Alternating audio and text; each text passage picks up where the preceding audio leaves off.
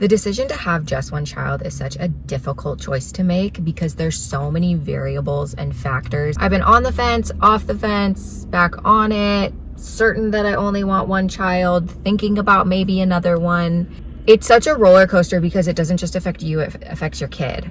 And you have to think about the way that their life is going to be if they have a sibling, and the way that their life is going to be if they don't, the way that your life is going to be if you have more than one kid, and how you living that life is going to affect your child.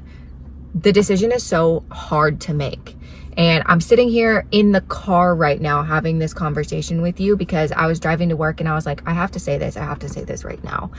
I feel like there's somebody that needs to hear my story about how I made the decision to have just one child. And my story is very long and it's very complicated, as yours probably is too.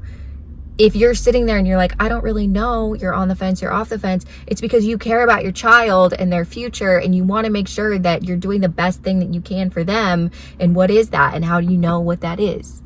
It's almost an impossible decision to make. For some people, having one is not a choice. But this conversation that I'm going to have today is really aimed towards the people who do have the choice and can't really decide, and you're really in the place where you don't know.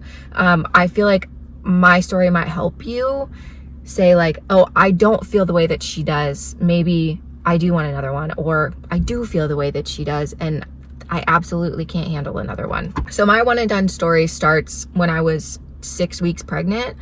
I had hyperemesis gravidarum, HG. That's basically your most severe form of morning sickness. I was throwing up at least 5 times a day. So I had a more mild form of HG, which is actually kind of crazy because I was bedridden for 3 months. I couldn't eat. I lost 15 pounds in my first trimester. Every single day I was like, if I get through this, I never have to do this again. Just get through this. Just the one time, have the one kid, and you never have to do it again. And that's what got me through pregnancy. And that's what got me through postpartum too, honestly, because I had a pretty difficult postpartum. I had postpartum depression. I struggled with breastfeeding. I struggled with the sleep deprivation. None of it felt like easy or normal for me at all. And I really think that that's because of kind of my temperament, the person that I am. I'm an introvert. I'm so low. Like, I am a solitary animal. I don't know if any of you got that book, a little tangent. If you are signed up for the Dolly Parton's Imagination Library, you might have gotten the book Solitary Animals. That book, I cried. I cried the first time I read that book because it described me. I love being alone.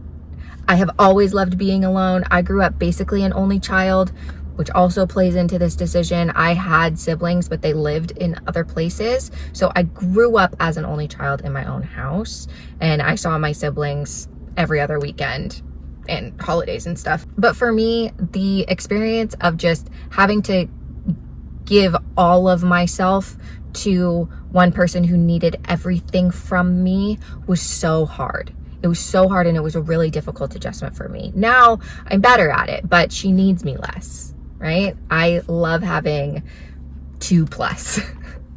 Pregnancy, postpartum, awful. The worst thing I've ever done. Don't want to do it again.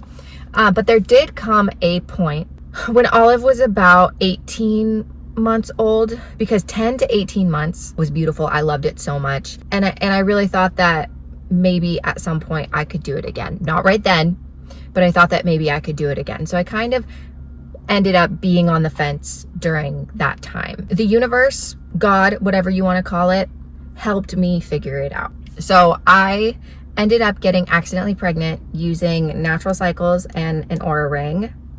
This is not a form of birth control. This is not a form of birth control. Natural cycles doesn't work. I followed it to a T. I put a bigger buffer around my fertile window than they even gave me, and I ended up getting pregnant. My first reaction, because I'd kind of been on the fence, was like really excited, and I was really happy about it. And then slowly the reality of 2 kids hit me like a truck. And it wasn't so much like, the sickness is hitting. First of all, the sickness started to hit. I'm gonna have to go through birth again, all of pregnancy, all of postpartum, sleep deprivation, all of that I was going to have to go through again. But the biggest realization for me was that I was going to lose the one-on-one relationship that I had with Olive. I was going to lose my Rory Lorelai relationship. And that loss to me, like even thinking about it now, makes me kind of cry. That loss was too much. It was too much of a loss. And I didn't want to experience that. I ended up losing that pregnancy. And I wasn't very sad about it. I mean, I was really sad because, you know, there was a life inside me growing and I lost it. But also, I felt like the universe gave me a gift. I needed an answer, and I am such an indecisive person that I was going to be back and forth on it forever. But as soon as I lost the baby, I knew I never wanted to try again. And I am getting my tubes removed. A lot of people are like, well, why are you having your tubes removed and you're not having your husband get a vasectomy? Like, your husband should get a vasectomy. You've been through so much. It's a control over my own body thing. Pregnancy, postpartum, losing that pregnancy was so hard on me mentally that I want to know that my body is incapable of getting pregnant ever again. So I'm getting my tubes removed in a couple of months, and I'm really excited about that. I'm not asking my husband to get a vasectomy because I don't think I would trust a vasectomy enough. I think the anxiety would still be there that, oh my God, like I could still get pregnant.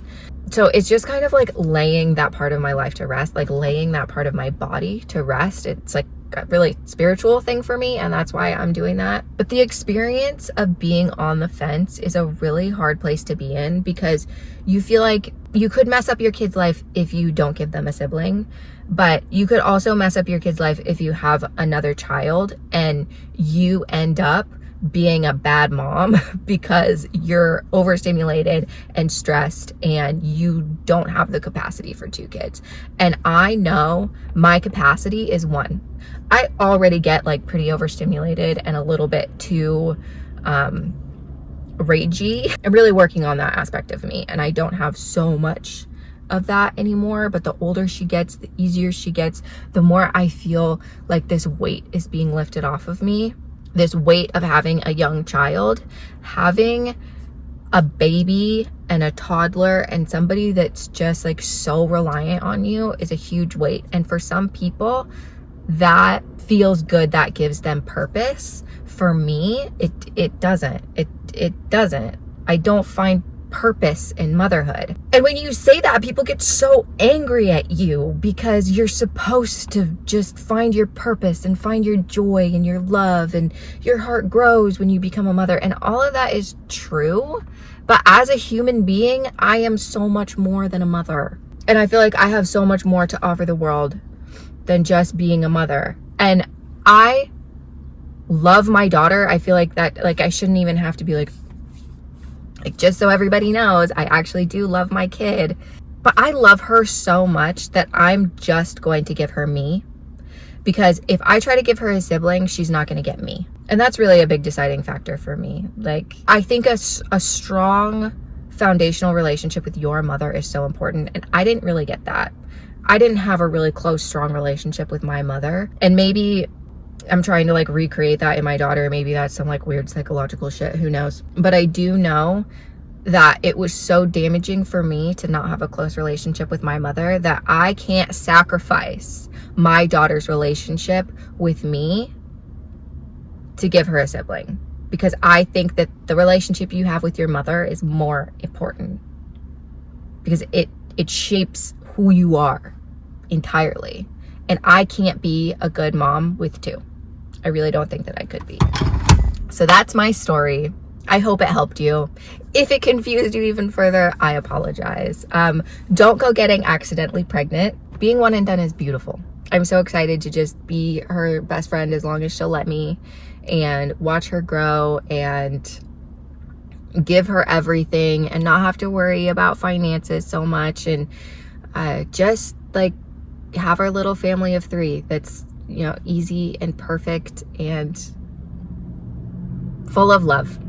So I hope this helped you, and I love you.